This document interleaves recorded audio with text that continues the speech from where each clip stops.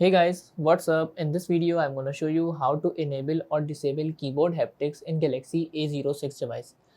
By the way guys, keyboard haptics are keyboard vibration basically. So first of all, we have to go to anywhere so that our keyboard will appear.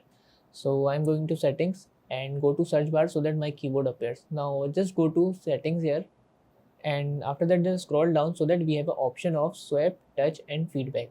So just tap here and then go to touch feedback. So on this section we have an option of vibration.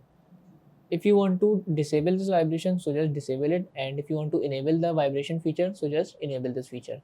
Right now I am disabling it, and then go back to the settings. Now I feel like there is no any vibration of keypad.